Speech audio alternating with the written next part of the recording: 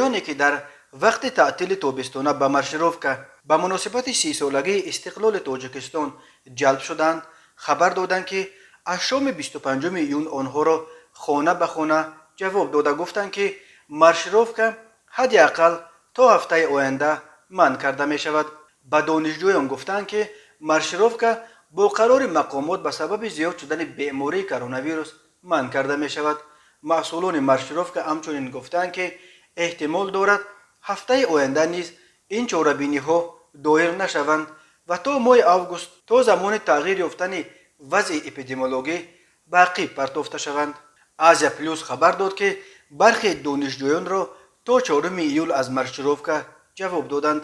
اما کارمندان بلندپایه مأموریت یکی از دانشگاه‌های تاجیکستان که دانشجویانش به مارشروفکا جلب شدند به پایگاه خبری بامداد گفت مقامات یک واریانت دیگر یعنی تأمین همه دانشجویان به مارشروفکا جلب شده با واکسن ضد کرونا ویروس و تنها بعد این ادامه دادن این چاره‌بینی ها را نیز بررسی دارند. آبیجان نظروف معاون وزیر فرهنگ تاجیکستان که مسئولیت مارشروفکا به او واگذار شده است قبلا گفته بود که برای چاره‌بینی های بخشیده به جشن 30 سالگی